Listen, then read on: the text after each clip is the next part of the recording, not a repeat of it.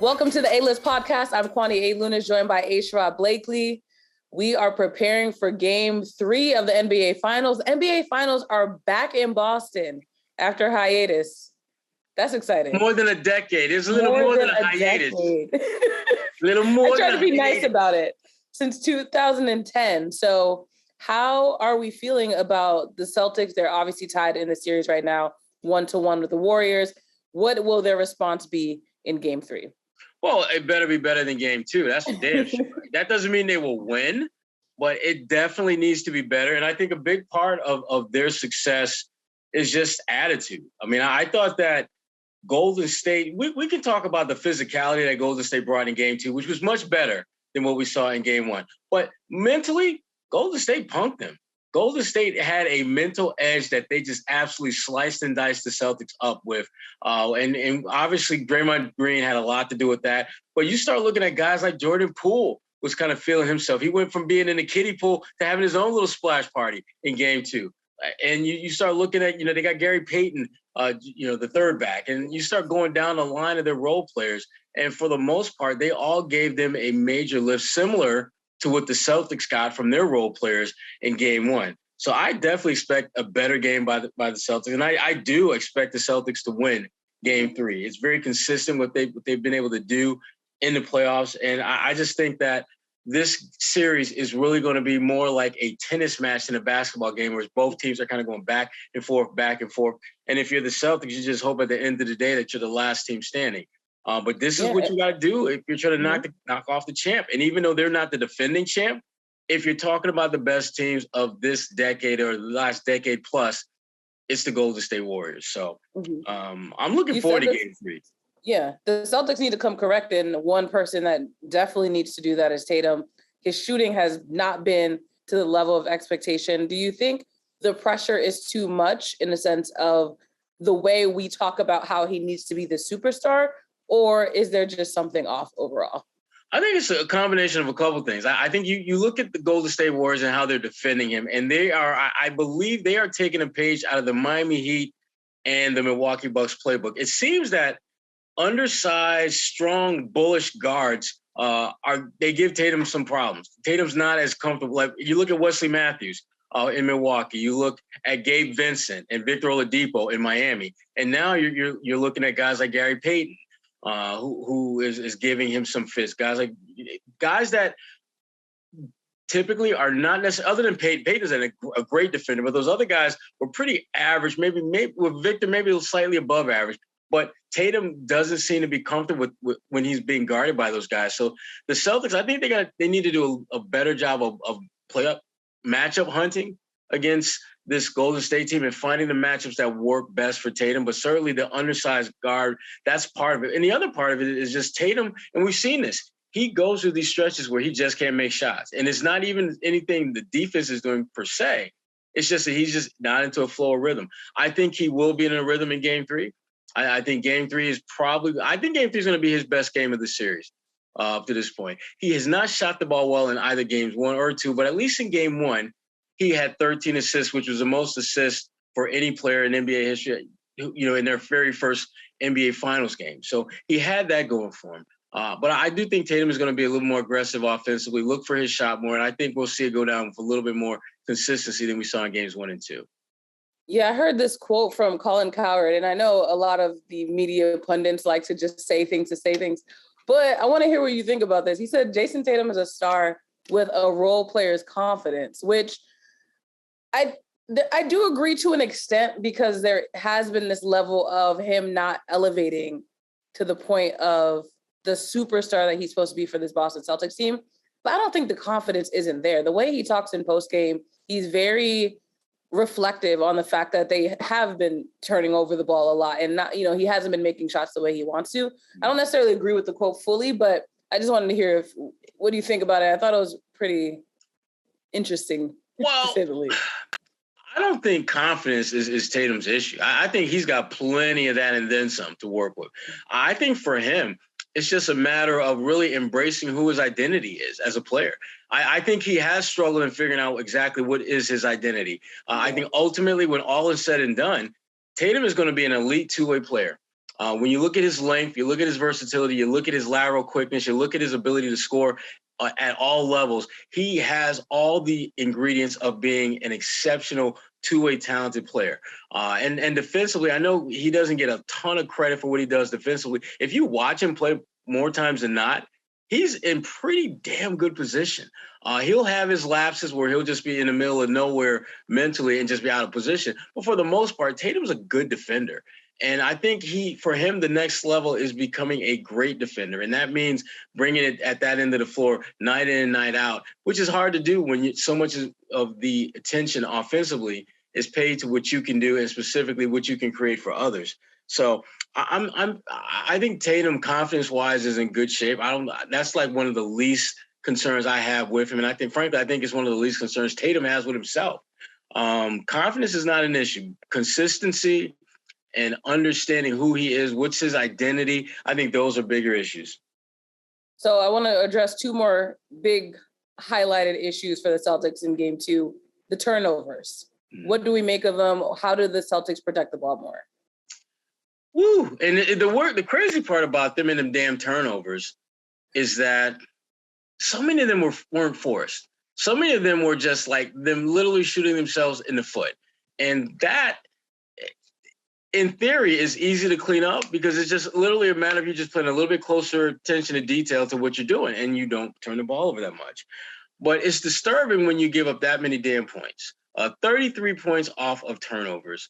So that means that they scored 74. You gave up 74 points by your defense, which most times is going to be enough. And as far as points off turnovers, 15 is kind of a ballpark number that you're looking to give up. So basically, they in theory held this team to less than 90 points if you throw in a typical points off turnover game and what they actually scored. And that more times than not is going to be enough to win. And that's why I'm not nearly as concerned about them going in game 3 as I think a lot of people are, because it's really simple. If you keep the unforced turnovers, because Golden State's going to force you to make some, but it's the ones that they don't force you to make that you make are the killers. And if they can keep those down, I think the Celtics have a very, very good chance of going up 2-1 in this series with a chance to really put Golden State up against the wall in game 4. The final, I think, bigger concern is the fact that the bench wasn't very productive in game 2. Total of 6 points. Not the bench. The starters were a total of 6 points, but the bench was, I wouldn't say they were that productive as well. But overall, are we concerned about the fact that Al, Rob, and Smart were not able to help Jalen and Jayson? Yeah, that's really bad when outside of your 2 J's, you got 6 points. You got 6 points more than you and I scored. I could have scored 6, I think. No, you couldn't. Put me at the line. I could get you 6. Maybe from the free throw line, you might get 6. But yeah, I mean, when you have 3 of your 5 starters only score 6 points total, and previously they had combined in game 1 for like 58 points. So there's a dramatic difference, and you don't expect them to necessarily score at the same clip they did in game 1, but you expect more than some damn 6 points. I mean, you should be getting more than 6 points in a quarter from those guys combined, let alone a game. So I think there is some concern about that if you're the Boston Celtics, because it's just not normal where 3/5 of your starting lineup has that type of game offensively. But the thing about the Celtics is they've shown the ability and a certain resiliency to bounce back emphatically. And again, I anticipate in game 3 that they will be a much better team than what we saw in game 2. And I do believe, I think they're going to play well enough to win game 3. Now, after that, it gets a little interesting. But with Rob, I do want to talk about him a little bit more. He's been on the injury report every game. He ends up being available right before tip. But should Celtics fans be concerned about the fact that he's clearly playing through a lot of pain right now? Yeah, I think they do. I'm concerned about Rob because the pain that he's dealing with is keeping him, not only does it keeping him off the floor at times, but it's also when he is on the floor, it's hard for him to get a rhythm. And even though you don't have to give him a bunch of touches to be impactful, if he's a little bit unsure of what he needs to do, he's not going to be playing above the rim as well as he should. He's not going to be posting up guys and beasting, little guards that Golden State has the way he should. He's going to be a little bit, I think, timid and trepid in his actions, and that's not good. I think at some point, unless he makes significant improvement, they have to think long and hard about sitting him for a game or so and going with Al and Tice and just kind of let it rock and roll like that.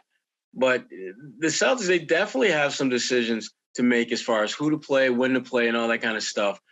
Because right now, even though the series is tied up and they're back in their building, they have no reason to be comfortable or confident that what they are doing is necessarily going to work as it is drawn up at this point. So, hey there. We got a little Gary Washburn sighting in the building. What's up, G?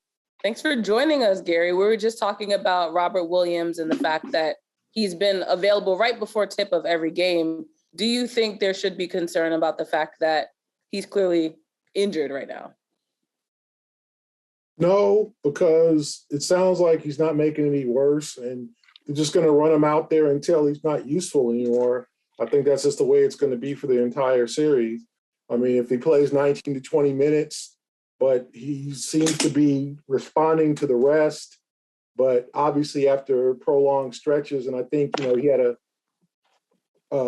collision with Marcus Smart in game 2, and he may say he's a little scared, but it didn't do any more damage and it didn't cause any more pain. So, I mean, this is the Robert Williams they're going to get. I mean, now I don't think he's going to get any healthier during the playoffs. And would they rest him for a game to make him well for another or something? Or would they play him games 3 and 4, but then rest him for game 5 to get him ready for game 6? I mean, that's yet to be determined. But as far as what they say, and I'm hearing, is that he's okay, and that essentially this is what they're going to get. Yeah, this is what they're going to get. I'm really nervous about Rob because it feels like Groundhog's Day with him, where he goes out there, he plays well for a few minutes, something happens where he's in pain, he goes back to the bench, and then we're on pins and needles for the next 24 or 48, 72 hours, wondering if he's going to play or not. All indications that rest is what he needs. That ain't what he's going to get. Even when he has a few days off, it doesn't seem like it's nearly enough to kind of fully power him up to being the player he is capable of being. But look, the bottom line with Rob is that he's out there trying to go to work.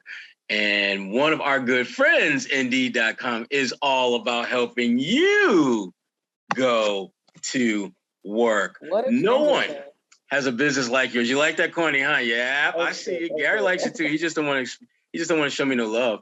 But Indeed.com does have love for your boy, and I have love for them. No one has a business like yours with all its strengths and challenges to succeed. You need a hiring partner that adapts to your needs. You need Indeed. Indeed is a hiring platform where you can attract, interview, and hire all in one place instead of spending hours on multiple job sites searching for candidates with the right skills. Indeed's a powerful hiring partner that can help you do it all. Find great talent faster through time-saving tools like Indeed Instant Match, assessments, and virtual interviews. With Instant Match, over 80% of employers get quality candidates whose resume on Indeed matches their job description the moment they sponsor a job. And as someone who has been using Indeed.com for a really long time, I can tell you it's an amazing partner to have when you're trying to get a feel for the job landscape, what jobs are out there. And for companies who are looking to hire, you don't want to waste your time just looking at resume after resume. Indeed takes a lot of the guesswork out of the process so that you can get people to get to work. So Indeed.com. And don't forget that start hiring now. You get a $75 sponsored job credit to upgrade your job post at Indeed.com/A-list. That's Indeed.com/A-list. Claim your $75 credit now at, once again, Indeed.com/A-list. Indeed is, again, love them, great partner. That's my teammate. That's my teammate, y'all. So you're right. Indeed is our teammate. One person, you talk about work and jobs, takes their jobs too seriously. Draymond Green. He has a podcast now, and I feel as though the content that he's creating on the floor is really just content he creates for his podcast. But as you both know, and I'm sure the fans know as well, he's been making some moves and saying some things that are not sitting well with the Celtics organization overall. Do you think this is just a mind game? Is Draymond Green just playing the mental aspect of the game of trying to get into their heads? I would love to hear what Gary's got to say. I mean, I think that he's just being Draymond. He talks trash. I think that this is something for years. I think that's been kind of simmering. Like, are Jalen and Jayson tough enough to defend themselves? Like, something concerned me about what Jayson said after game 2, we asked about Draymond. Jalen was visibly pissed about what happened. Jayson was more like, well, that's what I like about him. Like, no, man, it's the finals. Like, I don't want to hear oh, he's a great teammate or we played it. This ain't Team USA. You know what I'm saying? Like, I get it. Like, if he's in your face, you need to get him his face. And Jayson is going to be tested over the years because of his status, because of the fact that he's a top 5, quote unquote, player, all NBA first team player. And he can't be Mr. Nice Guy out there. People ain't out there just trying to hoop. People are going to try to get in your heads. I think Draymond knew and knows, and I'm sure the words, like, the Celtics are not soft, but they're definitely not hard. They're definitely not tough, right? Like, who was their enforcer?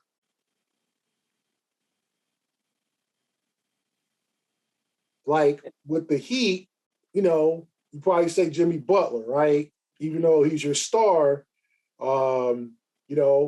they had Bobby Portis in Milwaukee, or, their enforcer was PJ Tucker in Miami. Like, is it Smart? Okay, like, is Smart the guy? The question is, they got to stand up and get tougher, and it's got to start now. You can't let Draymond get all up in your head, talking mess and trash and pushing dudes around. If you got to get a tech, as Ime said today, if it were me as a player, I would have gotten a double tech. You got to send a message like, dude, we're not going to thug up this series. It's not going to be the 90s. We're not going to make this all extra physical, and we're not going to do all that. And we'll see what happens in terms of the game being officiated, how it is officiated, if they're going to let Draymond get away with that, if Draymond is going to try some of the same tricks he did in game 2, but they've got to step up and be tougher. Like, they're not kids anymore. And it's Jayson too.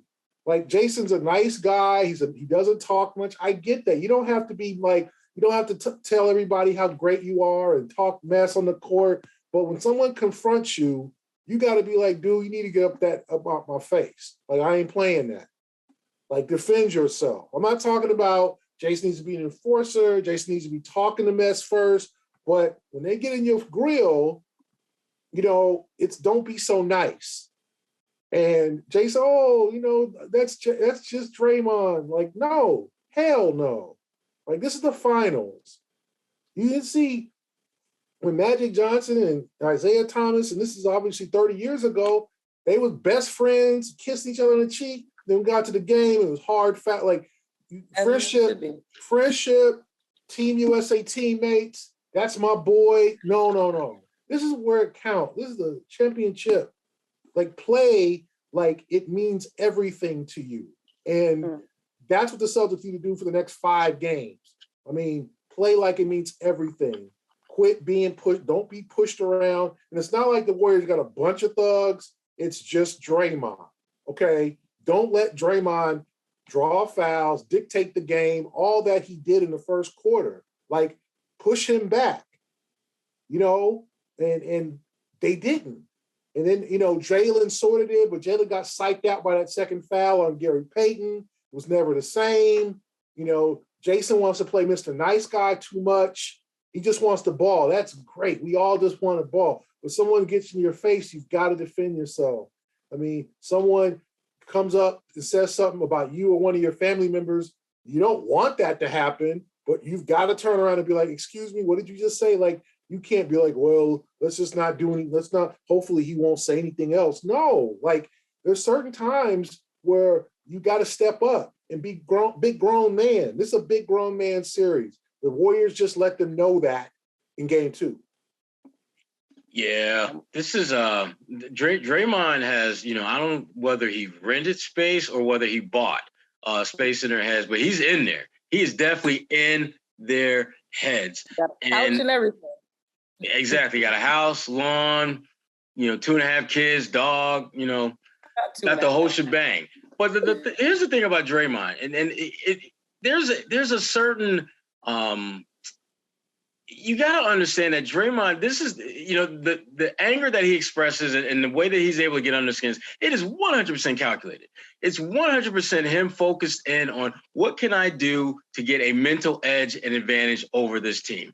And because Draymond knows that if it becomes a game of skill, he's not going to do well against the Celtics or any team. So what can he do to tilt the balance of power in his favor? And it's mental warfare. He comes at guys like no one else does. The whole brouhaha with Jalen, where he grabbed his shorts, had his feet on his chest, gave Jalen a little push in the back. All that stuff is part of the plan. That's the plan. The plan is to frustrate you. And to me, the Celtics have to realize when Draymond picks up that first tech, you need to put the onus on the officials to make a call. Like if he gets in your face, you get up in his grill, like nose to nose, dare him to do something to you. Because at that point, the officials, you got one or two choices. You either look like bigger punks than you are and don't call anything, or you actually follow the rule book that you are supposed to be enforcing in the game. That was with a lot of the frustration I think a lot of people had with game 2. I did not have an issue with the physicality that Golden State brought to the game. In fact, I enjoyed it. I love the fact that guys were getting smacked around both sides of the court. But there are certain moments in the game where Draymond crosses that line, and it's obvious to anyone and everyone who watches. And these officials act that because he picked up an early tech, we can't do anything about it. So in other words, he owned you, NBA. He's basically giving you the middle finger to your rule book, saying, I'm gonna pick up a tech, and then I'm gonna do whatever the hell I want to after I pick up that tech, and you're not gonna do nothing about it, punks. He's literally mean mugging, mushing the face of the NBA after he picks up the tech. Like, you're not gonna do nothing to me, boy. And the Celtics are looking at this like, and y'all calling us for like a reaching foul? Y'all calling us for like and he's literally mushing you all game. At some point, there's going to be an official in this series who's going to catch so much heat because he's actually going to enforce the rules. We saw that with Porzingis. I believe it was last year where he picked up a second time for just simply making a motion with a little air fist after he didn't agree with the call. It was his second tech. And you're thinking around like, he got thrown out for literally not hurting anyone, not directing his anger at anyone other than just air. And Draymond puts his feet in Jalen's chest, gives him a nudge in the back, and then yanks on his shorts. But that's a common foul? What the hell is that common? Tell me that's common. Enforcer was for the Celtics, and Scott Foster is that guy for the league. So best believe he's gonna be put in there. Him or Tony Brothers. Well, Zach Zarba is coming. He's that Scott Foster seat can't be hot forever. But the other thing too I hate about all this is that we spend more time talking about officiating than I ever like to, because I still think the Celtics, based on the way they play, would have lost game 2. But you cannot look at that game from a big picture standpoint and not recognize the fact that there was a definite, not just a discrepancy, but just an inequality about the way it was officiated. They let things slide that they normally don't. It wasn't they missed the call. They just chose not to make the call. There's a difference between missing a call and just deliberately choosing not to make a call. And they're guilty of that. There's no doubt about that. So anyway, I don't want to talk about officiating anymore, damn it. Yeah, we're good. No more officiating until something happens next game where we have to talk about it. Let's look ahead to game 3. Steph Curry and his scoring and his defense. Let's just look at Steph Curry's game for a second. How has he improved from the last time the Warriors were in the finals, and why should the Celtics maybe be a little more concerned or less concerned? Well, he put away the easy pass on defense, so that's a start. Because everyone seemed to have the easy pass going through him really in game one. And really he's not improved in that area. Yeah, but I thought he gave great effort in game two. I thought he made things I wouldn't say difficult, but he did not leave guys as wide open as we saw him in game one. And so that's a definite positive. But at the end of the day, he gets buckets, point blank, pure and simple. That's what he does. That's why he's a two-time MVP. That's why he's arguably the greatest shooter in NBA history. And when a guy is that dynamic a player, you have to just really mix up your coverage. You can't just give him a steady diet of Marcus Smart or a steady diet of Jaylen Brown. You got to throw in a little Peyton Pritchard every now and then. You got to throw in a little, Jayson Tatum from time to time. You have to try your best to keep him from getting into any kind of comfort zone, which is, again, easier said than done. But, Steph, he's going to get his points. You just want to make him be as inefficient as possible. And I think the Celtics, for the most part, have been able to do that in games 1 and 2. I think that Celtics would take 29 points on 21 shots as he did in game 2. I thought he was good in game 2, but I don't think he was like amazing. I mean, you're not going to stop him. He's going to get his 25 to 30 points minimum unless he just has a really off shooting night. So your responsibility is to, one, make it tough on him. 2, I don't think that they've done nearly as much in his dribble penetration. He's either creating shots on his own, or he's setting up Kevon Looney at the rim for easy layups. Like, he's literally just kind of doing whatever he wants when he dribbles. The 3-point line has been he's made some contested ones. They've had some slip-ups on coverage, some communication lapses with their switches. Sometimes they're playing that drop coverage, but it's, he was 5 for 12 from 3. You know what? That's okay. Like, you'll take that from Steph because he can go 10 of 12. It's the dribble penetration, and then he's either got someone on his hip or he's taking Robert Williams, and then Robert Williams completely leaves his man alone, and there's Looney for a layup. I think they have to eliminate the easy points for the Warriors. The European guy, Bjelica, came in, played like 8 minutes, had 2 layups because of defensive lapses. Kevon Looney, he doesn't shoot a hook. He's more offensively limited than Robert is, right? So all of his, and Robert's doesn't have much of an offensive game at all besides dunks and layups. So Kevon Looney has scored all at the rim. He was like 6 for 6. It's all at the rim. So you can't give up 8, 10 layups. That's the fundamental problem. You can't give up all these damn layups and expect to win the game.